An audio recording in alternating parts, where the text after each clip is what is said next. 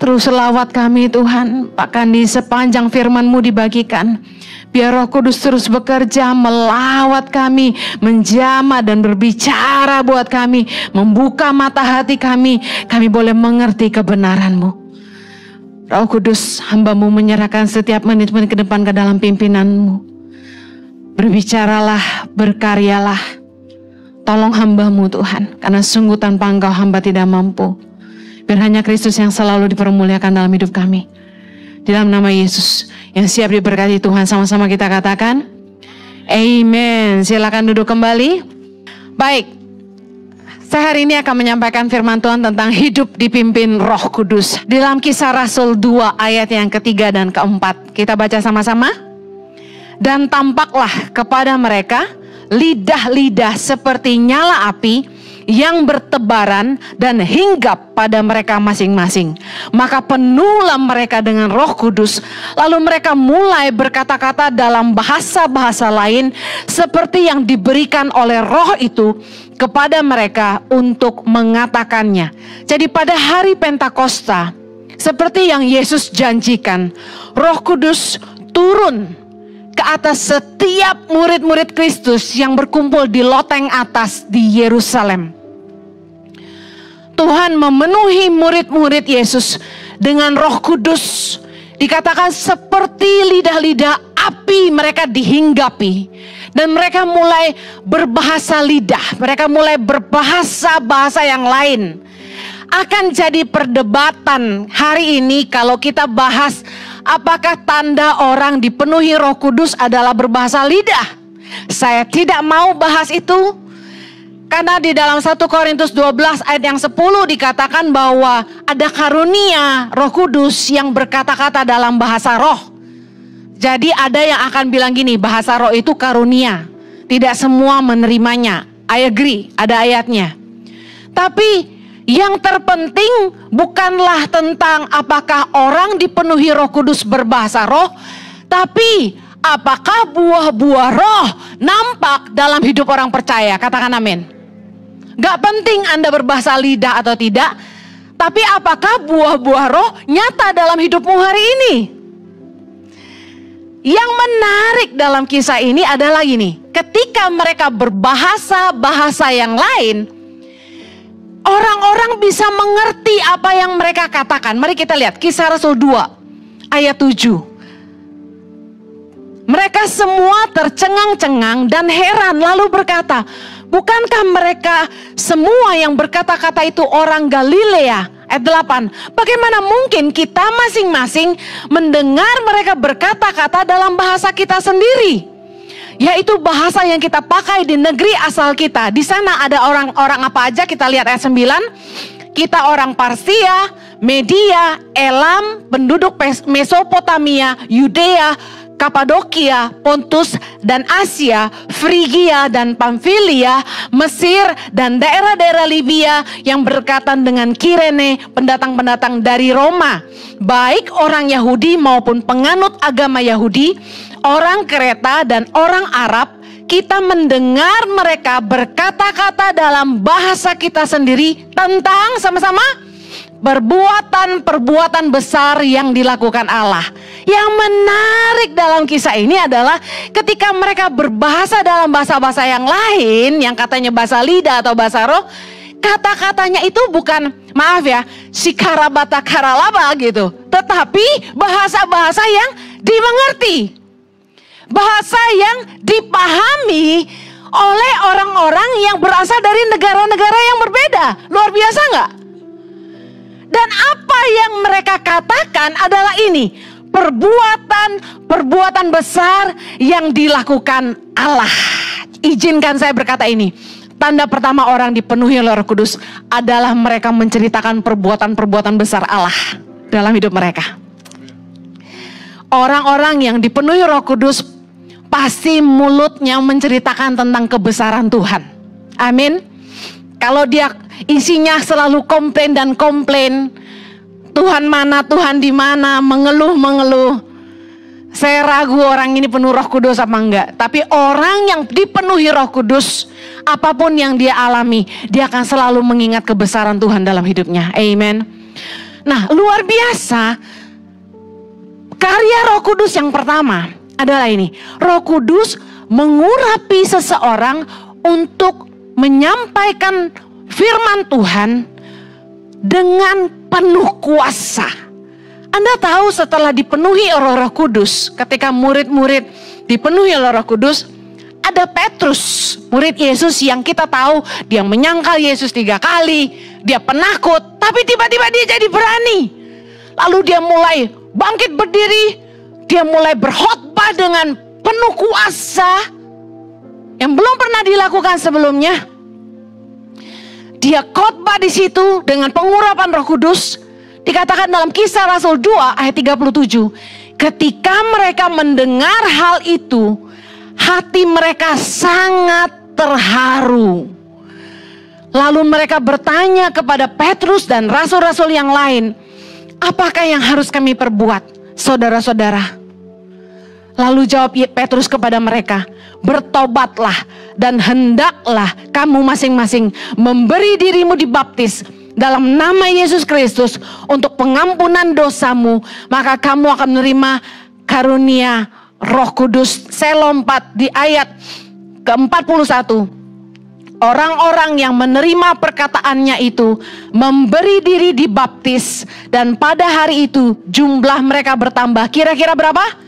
3.000 jiwa. Luar biasa. Petrus yang penakut, dengan pengurapan dari Roh Kudus, dia menjadi seorang pengkhotbah yang begitu diurapi. Ketika dia berkhotbah, respon yang dialami oleh jemaat yang mendengarkan, ketika mereka mendengar hal itu, hati mereka sangat terharu. Mereka dijamah sama Tuhan, sehingga mereka semua ingin bertobat dan ingin percaya Yesus. Dan kita lihat di Alkitab dicatat 3.000 orang memberi diri dibaptis. Luar biasa ya. Roh Kudus itu kalau sudah mengurapi seseorang untuk menyampaikan firman Allah, kuasanya tuh bekerja dengan dahsyat. Jemaat yang mendengarkan bisa dibuka pikirannya, dicelikan mata hatinya, jadi ngerti. Kalau jadi ngantuk berarti belum dilawat Roh Kudus.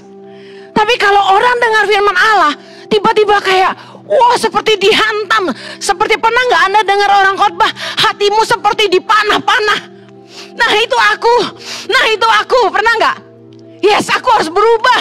Wah, aku kayak gitu sama suamiku. Waduh, aku kayak gitu tuh sama pegawaiku. Wah, aku kayak gitu tuh sama mertuaku. Wah, aku kayak gitu tuh sama istriku. Tiba-tiba kayak disadarkan sama Roh Kudus. Itu kuasa Roh Kudus. Pengurapan Roh Kudus yang pertama, ketika kita ngomong, orang dijamah, hatinya berubah, berbalik kepada Allah. Mereka mau memberikan hidup mereka kepada Allah. Anda tahu penting sekali kalau Anda para penyampai firman Allah, Anda harus menundukkan diri kepada pengurapan Roh Kudus. Kenapa? Saya tiap kali doa selalu bilang, Roh Kudus menyerahkan setiap menit-menit ke depan ke dalam pimpinanmu. Karena tanpa engkau aku tidak mampu. Karena gini, sampai hari ini, kalau Anda jabat tangan saya saat ini, Anda akan merasakan tangan saya dingin. Karena sampai hari ini, biarpun saya sudah khotbah, gak tahu apakah sudah 1000 kali, tapi saya tetap nervous, saya tetap takut, saya mulai panik ya. Jadi perut saya sakit, seperti ada butterfly bahasa Inggrisnya. Perut saya mules.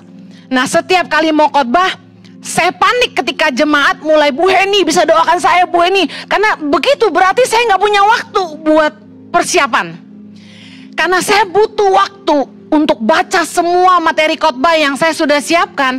Karena waktu saya ketik materi khotbah ini, Tuhan yang memberikan pewahyuan, saya kan gak tahu. Jadi saya harus belajar lagi, saya belajar. Makanya saya bilang sama suami saya nggak ngerti bagaimana kamu bisa siapin khotbah itu SKS. Sekali kebut semalam gitu. Jadi dia bisa gitu. Sabtu siapin 2 khotbah, luar biasa, expert. Saya butuh waktu. Selasa pagi, Rabu pagi, Kamis pagi, jangan ganggu. Kemudian Sabtu malam saya mulai baca lagi. Minggu pagi sebelum khotbah saya mulai baca lagi. Tadi di kursi saya masih baca, masih ketik-ketik. Yang duduk di belakang saya masih lihat, saya sibuk ketik-ketik. Takut, gak tahu mau ngomong apa. Saya ngandalin pengurapan Roh Kudus. Saya bilang ini, Tuhan, saya cuma catat nih, tapi kan gak mungkin baca. Saya harus bisa menyampaikan apa yang Tuhan mau. Dan itu bukan kuasa kita. Saya kasih tahu, kalau orang bilang, Bu Heni luar biasa, saya mau kasih tahu, itu pengurapan Roh Kudus, bukan saya. Kita jangan pernah merasa kita hebat. Tanpa pengurapan Roh Kudus, Anda tidak tahu mau ngomong apa. Orang bilang Anda fasih lidah. No, orang bawel belum tentu bisa khotbah. Ada amin. Haleluya. Tapi dengar, kalau Tuhan memanggilmu untuk memberitakan Injil, jangan takut.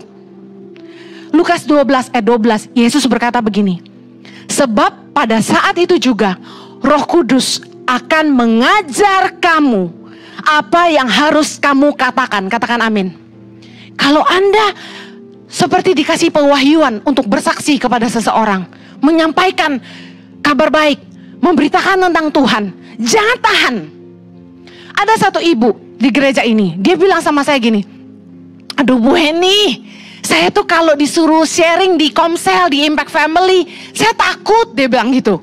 Saya takut, saya nggak bisa Bu Heni. Saya dikasih sih pewahyuan sama Roh Kudus, dikasih poinnya, dikasih ayatnya. Dia ikutin saya terus dari belakang. Bu Heni kalau poin 1 ngomong gini, oke nggak? Bu Heni poin 2, saya jalan dengerin dia. Poin 3, saya bilang oke, sampein aja. Dengar, kalau kita bisa bukan karena kita, tapi karena kuasanya. Amin. Jadi jangan ada seorang pun yang tutup mulut. Beritakanlah kabar baik. Beritakan kehebatan dan kebesaran Tuhan dalam hidupmu. Buka mulutmu. Roh Kudus yang akan menaruh perkataan pada mulutmu. Amen. Kita semua dipanggil untuk memberitakan kabar baik. Yang mau katakan amin lagi.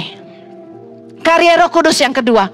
Roh Kudus berkarya dengan menginsyafkan manusia akan dosa. Tadi kita dengar setelah Petrus khotbah dengan begitu luar biasa, Roh Kudus menjamah hati mereka. Mereka merasa terharu, bahasanya terharu. Padahal kita tahu hati kita tuh seperti diobrak-abrik sama Tuhan. Kita sadar kita dosa, kita bikin salah, kita menyesal, kita nangis. Kita gak tahu kenapa saya nangis nih, nanti makeup luntur nih gitu. Tapi kita terus menangis. Yohanes 16 ayat 8 dikatakan gini, dan kalau ia datang, yaitu Roh Kudus, kata Yesus ini, ia akan menginsyafkan dunia akan dosa, kebenaran, dan penghakiman. Yesus berkata kepada kita, kalau Roh Kudus itu datang, dialah yang akan menginsyafkan dunia akan dosa, kebenaran, dan penghakiman. Roh Kudus berkarya dengan menyadarkan kita akan segala dosa-dosa dan pelanggaran kita, dan membuat kita menyesali perbuatan-perbuatan kita di masa lalu. Siapa yang pernah ngalamin itu? Anda pernah di jamaah Tuhan dan tiba-tiba sadar, aduh saya udah bikin salah, saya udah bikin dosa banyak. Tapi saya mau ngomong gini, pengenalan akan Kristus dan dipenuhi oleh Roh Kudus tidak membuat kita kebal dosa. Saya ulangi, pengenalan akan Kristus dan dipenuhi oleh Roh Kudus tidak membuat kita kebal dosa. Sebenarnya Roh Kudus berkarya dengan luar biasa, mengangkat selubung dari mata hati kita, sehingga ia mencelikkan mata kita, sehingga kita sadar kita hidup dalam dosa. Itu karya Roh Kudus. Tetapi tidak membuat kita kebal sama dosa. Disinilah yang membuat kita kadang-kadang bingung. Kenapa orang penuh Roh Kudus, berbahasa roh, bahkan melayani Tuhan, mereka tetap jatuh bangun dalam dosa. Lalu kita mulai bertanya, kuasanya di mana? Pernah mikir gitu? Yang salah bukan kuasa Roh Kudus. Kehadiran Roh Kudus dalam hidup kita adalah menyadarkan kita akan kesia-siaan dosa, tapi tidak membuat kita kebal sama dosa. Lihat 2 Korintus 3 ayat 16. Saya berdoa firman ini mengubahkan Anda. 2 Korintus 3 ayat 16. Baca sama-sama. Tetapi apabila hati seorang berbalik kepada Tuhan, maka selubung itu diambil daripadanya. Sebab Tuhan adalah roh, dan di mana ada roh Allah, di situ ada kemerdekaan. Kemerdekaan yang dimaksud ini adalah ini. Ketika Roh Kudus memenuhi hati kita, selubung itu dibuka. Kita jadi merdeka. Kita yang tadinya hidup dalam dosa, hawa nafsu, kenajisan, kejahatan, keserakahan, sumpah serapah, percabulan, penyembahan berhala. Kita nggak merasa dosa, kita nggak merasa salah. Kita pesta pora, kita judi, kita mabuk, kita kasar sama orang, kita sombong, kita nipu orang. Kita nggak rasa salah, kita rasa biasa aja. Tapi ketika Roh Kudus memenuhi kita dan selubung itu diangkat, kita jadi merdeka. Kita yang tadinya dibelenggu sama dosa, nggak bisa lihat kita salah, kita dosa, hidup kita sia-sia, kita ngancurin hidup kita, kita nggak sadar itu.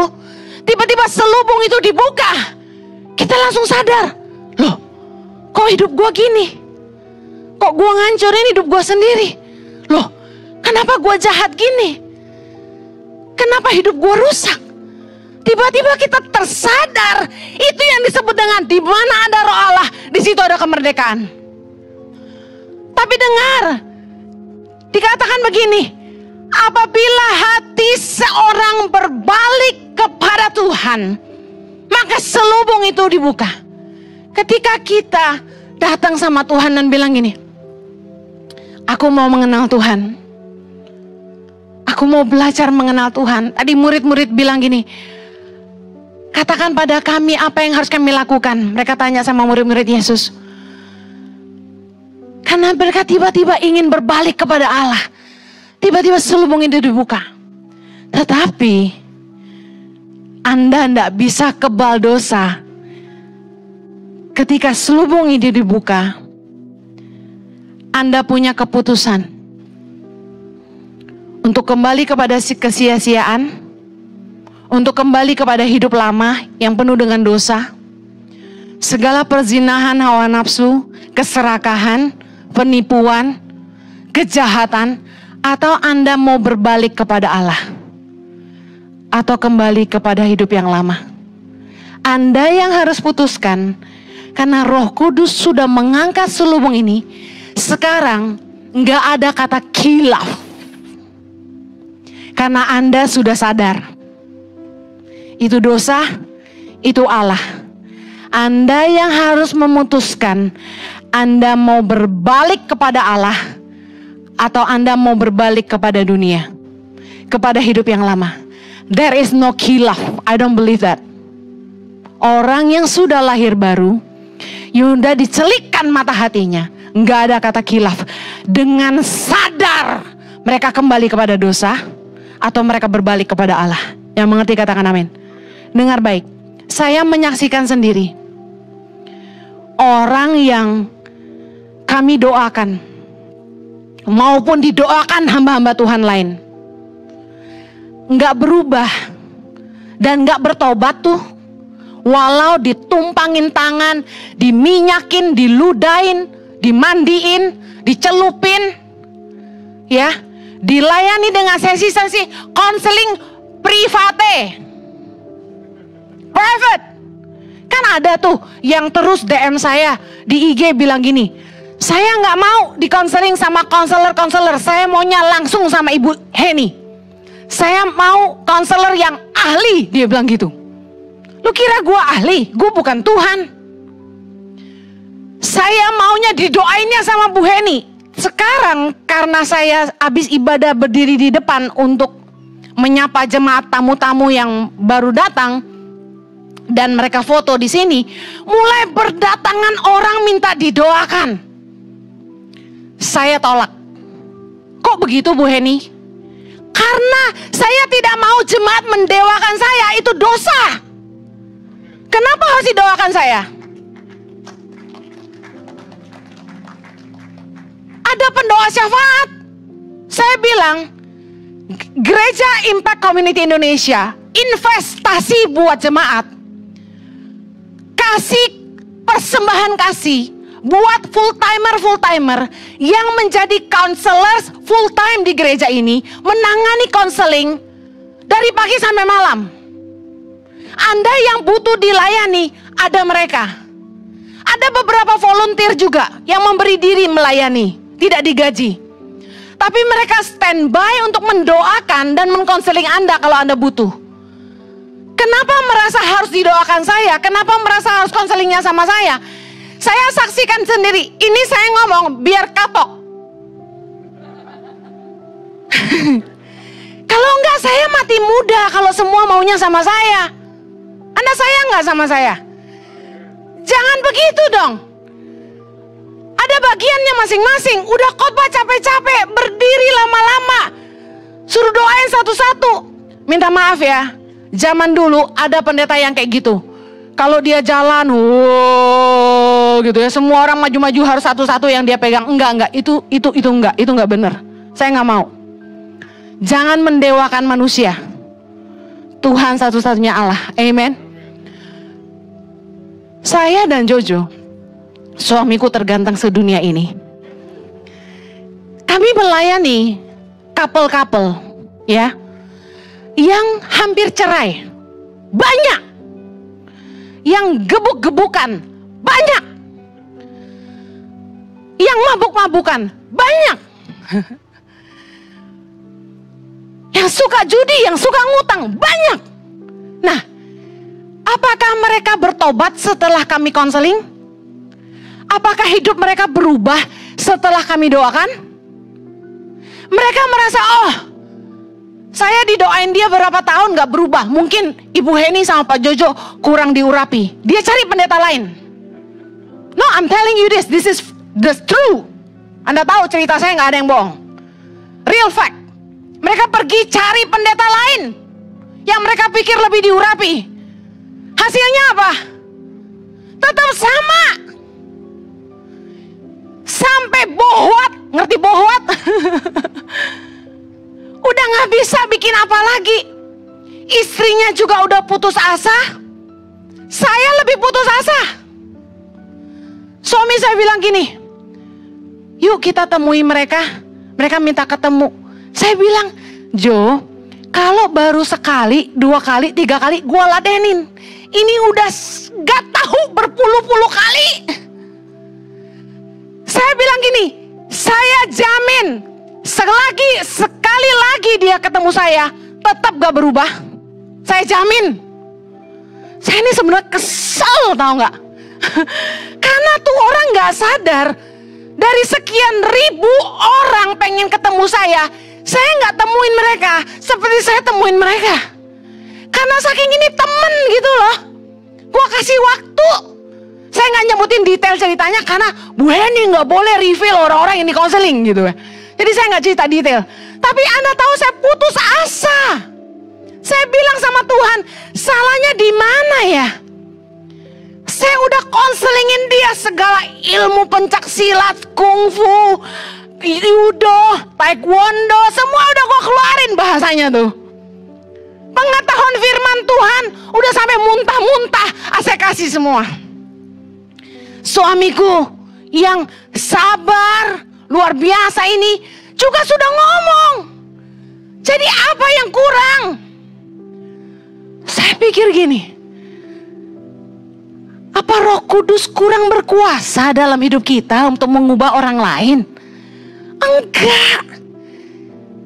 Kunci perubahan hidup dan pertobatan bukanlah di penumpangan tangan maupun konseling orang. Kalau Anda ingin berubah, Anda harus berbalik kepada Allah. Saya kasih tahu, Kalau orang tidak sungguh-sungguh berbalik kepada Allah dan bertobat sungguh-sungguh, mereka nggak akan pernah berubah. Orang pikir kalau dipenuhi Roh Kudus tuh kayak sulap. Bim salah bim, bum, jadi manis. Yang kasar jadi lembut. Yang tadinya galak jadi lemah lembut. Gak kedengeran kan?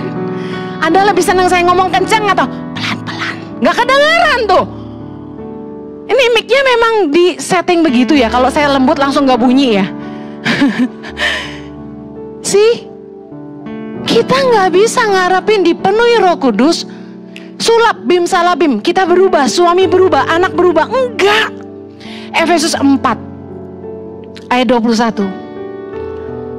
Karena kamu telah mendengar tentang Dia dan menerima pengajaran di dalam Dia menurut kebenaran yang nyata dalam Yesus. Baca sama-sama ayat 22. Yaitu bahwa kamu berhubung dengan kehidupan kamu yang dahulu harus menanggalkan manusia lama yang menemui kebinasaannya oleh nafsunya yang menyesatkan. Ayat 23. Supaya kamu dibaharui di dalam roh dan pikiranmu dan mengenakan manusia baru yang telah diciptakan menurut kehendak Allah di dalam kebenaran dan kekudusan yang sesungguhnya. Saya mau katakan gini, kalau Anda mau hidupmu berubah, harus ada keputusan yang kuat untuk sungguh-sungguh meninggalkan dosa dan hidup yang lama. Roh Kudus sudah berkarya dengan luar biasa, mencelikkan mata hati kita yang buta, mengangkat selubung dari hati kita, sehingga kita sadar kita hidup dalam dosa. Roh Kudus yang menginsyafkan kita. Tapi keputusan hati kita lah yang harus mau bertobat sungguh-sungguh dan berbalik kepada Allah. Pertobatan berasal dari kata metanoia yang artinya berbalik 180 derajat. Metanoia atau pertobatan adalah keputusan kita untuk benar-benar berhenti berbuat dosa. Ingat saya khotbah minggu lalu tentang perempuan yang kedapatan berbuat zina? Apa yang Yesus ngomong sama dia dalam Yohanes 8 ayat yang ke-11? Pergilah dan jangan berbuat dosa lagi mulai dari sekarang. Ini pertobatan. Yang Yesus mau gini, jangan berbuat dosa lagi mulai dari sekarang. Itu pertobatan. Kunci menang atas dosa adalah bertobat sungguh-sungguh dan berbalik kepada Allah. Nah, harus ada kemauan yang kuat untuk berhenti berbuat dosa. Berhenti berbuat dosa seperti apa dijelaskan dalam Efesus 4 ayat 25. Saya bacain cepat-cepat. Ayat 25 bilang gini, buanglah dusta dan berkatalah benar. Ayat 26, apabila menjadi marah, janganlah berbuat dosa. Janganlah matahari terbenam sebelum padam amarahmu. Jangan beri kesempatan pada iblis. Bertobat artinya orang yang mencuri, janganlah ia mencuri lagi. Baiklah ia bekerja keras dan melakukan pekerjaan yang baik dengan tangannya sendiri. Ayat 29, janganlah ada perkataan kotor keluar dari mulutmu. Pakailah perkataan yang baik untuk membangun di mana perlu. Ayat 30, jangan mendukakan Roh Kudus Allah yang telah memeteraikan kamu menjelang hari penyelamatan. Segala kepahitan, kegeraman, kemarahan, pertikaian, fitnah hendaklah dibuang dari antara kamu. Demikian pula segala kejahatan. Saya mau kasih tahu, ini pertobatan. Artinya apa? Berbalik. Dulu Anda orang yang pemarah, dendeman, suka benci sama orang, Anda berbalik jadi orang yang suka mengampuni. Anda melepaskan pengampunan, Anda tidak benci sama orang, Anda ramah sama orang, Anda kasih orang kesempatan. Dari orang yang suka mencuri, gak mau bekerja, malas, hanya mau enaknya aja, Anda berbalik jadi orang yang mau bekerja, berhenti mencuri. Dari orang-orang yang suka ngomong jorok, ngomongnya kotor melulu, Victor, pikiran kotor, Anda berbalik jadi orang-orang yang berkata benar dan melakukan apa yang benar. Orang-orang yang suka menghakimi orang lain, orang yang suka nunjuk-nunjuk kesalahan orang, berbalik jadi orang yang bisa menerima dan menghargai orang lain. Bertobat artinya sungguh-sungguh berbalik dari dosa. Kita melupakan hal yang paling dasar, bahwa Tuhan itu menciptakan kita sebagai manusia yang punya kehendak bebas. Tuhan tuh gak menciptakan kita seperti robot-robot yang terprogram untuk mengasihi dan taat sama Tuhan. No. Kita punya kehendak bebas, dan itu yang Tuhan gak pernah ambil dari kita. Ingat kejadian air bah waktu zaman Nabi Nuh? Apa yang bikin Tuhan marah? Kejadian 6 ayat 5, ketika dilihat Tuhan bahwa kejahatan manusia besar di bumi dan segala kecenderungan hatinya selalu membuahkan kejahatan sama mata-mata. Nah, saya mau kasih tahu, Tuhan bisa nggak setelah zaman air bah, Tuhan mulai ciptakan manusia yang baru? Kan bumi dihapus tuh, tinggal keluarganya Nuh. Manusia-manusia yang terprogram untuk taat dan mengasihi Tuhan, bisa? No, Tuhan tidak lakukan itu. Waktu Roh Kudus dicurahkan, memenuhi hati kita, kita diinsyafkan akan dosa, tapi kita punya kehendak bebas. Apakah kita mau taat kepada Allah dan mengasihi Dia dengan hidup kita, atau kita mau kembali kepada dosa? Saya bersyukur Roh Kudus itu ditaruh dalam hati kita, di dalam batin kita, untuk menuntun hidup kita. Saya ingin kita belajar dipimpin oleh Roh Kudus.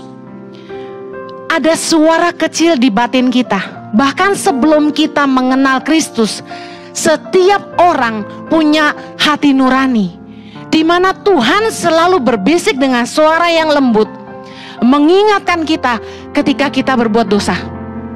Waktu saya masih kecil, saya belum kenal Tuhan. Waktu saya pernah curi uang mama saya, 10.000 rupiah untuk beli permen di warung. Saya merasa ketakutan. Saya merasa bersalah. Kenapa? Karena ada hati nurani. Itulah keadilan Tuhan bagi umat manusia. Amin. Di dalam Tuhan atau di luar Tuhan, kita semua ada pimpinan Tuhan dalam hati kita. Tapi bedanya kita yang sudah di dalam Tuhan dan dipenuhi oleh Roh Kudus. Roh Kudus itu dikatakan firman Tuhan, diutus Tuhan untuk mengajar kita tentang segala sesuatu, memimpin kita. Ketika kita berbuat dosa, Roh Kudus bilang, hentikan, jangan lakukan lagi, berhenti. Misalnya kita merendahkan orang lain, Roh Kudus langsung ingatkan, minta maaf. Ketika kita berselisih paham, Roh Kudus ingatkan, kamu harus rendah hati. Roh Kudus itu luar biasa loh dalam hidup kita. Mari taati pimpinan Roh Kudus dalam batin kita, karena Roh Kuduslah yang diutus Bapa untuk menolong kita hidup dalam kebenaran. Berilah diri kita dipimpin oleh Roh. Roma 8 ayat yang kelima. Sebab mereka yang hidup menurut daging memikirkan hal-hal yang dari daging. Mereka yang hidup menurut Roh memikirkan hal-hal yang dari Roh. Ayat 13. Sebab jika kamu hidup menurut daging, kamu akan mati. Tapi jika oleh Roh kamu mematikan perbuatan-perbuatan tubuhmu, kamu akan hidup. Luar biasanya Tuhan sayang sama kita. Roh Kudus itulah yang menjadi nahkoda dalam hidup kita, yang menuntun kita untuk kasih tahu, jangan hidup lagi dalam dosa. Jangan hidup lagi dalam perbuatan-perbuatan dan daging yang mendukakan hati Allah. Berbaliklah kepada Allah. Roh Kudus itu luar biasa setia. Tapi masalahnya kalau kita tidak mau mendengarkan Dia, kita menumpulkan telinga rohani kita, kita tidak mau lagi dengar Tuhan, Roh Kudus tidak akan bicara lagi sama kita. Nanti di ibadah ketiga saya akan lanjutkan bagaimana berharganya kehadiran Roh Kudus dalam hidup kita dan apa yang bisa membuat Roh Kudus meninggalkan kita. Saya ingin akhiri.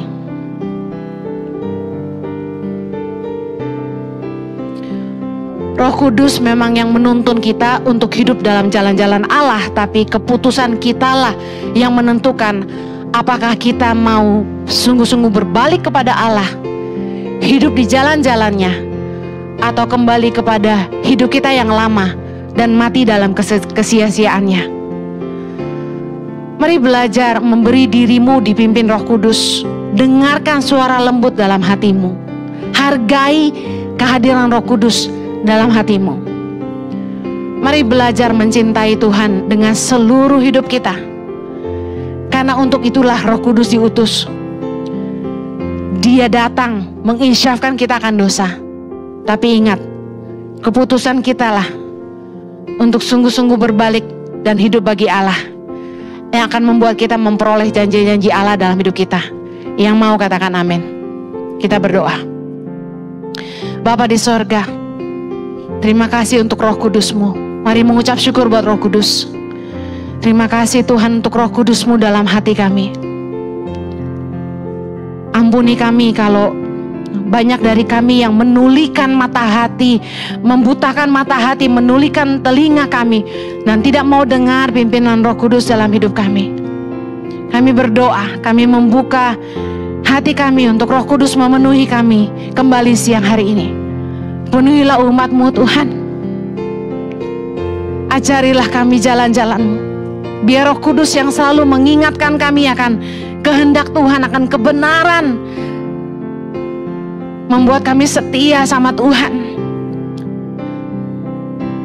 Roh Kudus adalah materai akan keselamatan yang kami akan terima. Penuhilah kami Tuhan. Mari buka hatimu dan minta Roh Kudus memenuhi hatimu. Roh Kudus, penuhilah hati kami. Penuhi hati kami Tuhan. Hadirlah dalam hidup kami. Kami rindu jamahan-Mu. Kami rindu kehadiran-Mu. Penuhilah kami Tuhan. Katakan, aku mengasihi Engkau Roh Kudus. Aku membutuhkan-Mu Roh Kudus. Aku mengasihi-Mu Roh Kudus. Engkau manis, Engkau lembut Tuhan. Kami butuh Engkau dalam hidup kami. Lawat kami siang hari ini. Penuhi hati kami Tuhan. Dalam nama Yesus. Dalam nama Yesus. Terima kasih Tuhan. Meteraikan kebenaran firman-Mu. Biarlah setiap kami hidup dimerdekakan. Karena di mana Roh Allah berada, di situ ada kemerdekaan. Bebaskan kami dari belenggu dosa. Biarlah kami kembali kepada jalan-jalan Allah. Di dalam nama Yesus kami berdoa. Amen. Yang diberkati Tuhan, sama-sama kita katakan. Saya percaya saudara sudah diberkati melalui firman Tuhan. Jangan lupa direnungkan dan dilakukan. Mari kita persiapkan diri kita untuk menerima perjamuan kudus. Saudara yang mengikuti ibadah online bisa persiapkan roti. Kalau saudara tidak ada roti, bisa diganti dengan biskuit. Anda juga bisa persiapkan anggur. Jika tidak ada anggur, bisa diganti dengan sirup atau teh. Jika video ini terlalu cepat, Anda bisa pause sebentar agar kita bisa mengikuti perjamuan kudus bersama-sama. Sebelum kita menerima tubuh dan darah Kristus, mari kita berdoa bersama-sama dengan iman. Ucapkan dengan mulut kita, Tuhan Yesus, Engkau Tuhanku dan Juru Selamatku.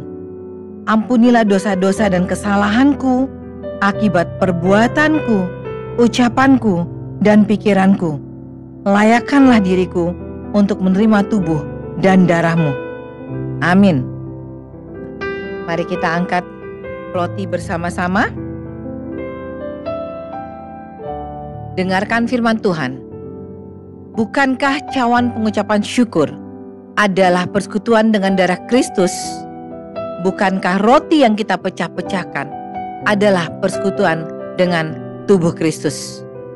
Sebab apa yang telah kuteruskan kepadamu, telah aku terima dari Tuhan, yaitu bahwa Tuhan Yesus pada malam waktu Ia diserahkan, mengambil roti, dan sesudah itu Ia mengucap syukur atasnya. Ia memecah-mecahkannya dan berkata, inilah tubuhku yang diserahkan bagi kamu. Perbuatlah ini menjadi peringatan akan aku. Mari kita makan bersama-sama di dalam nama Tuhan Yesus.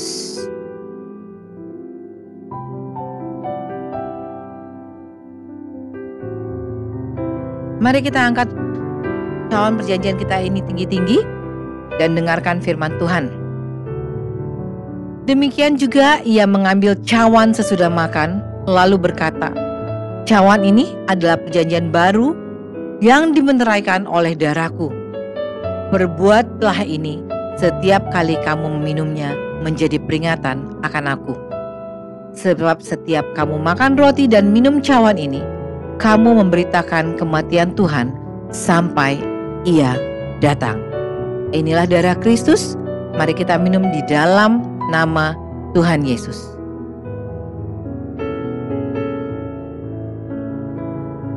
Mari kita bersatu dalam doa.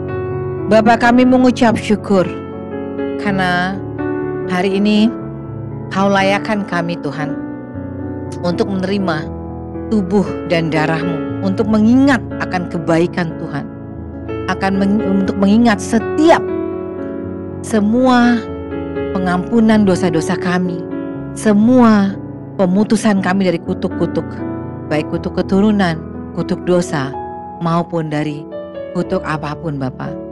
Kami percaya Tuhan, perlindungan-Mu nyata, dan kami juga percaya apa yang Kau korbankan bagi kami Tuhan akan menjadi peringatan kepada kami untuk terus mengingat kebaikan Tuhan di setiap langkah kehidupan kami.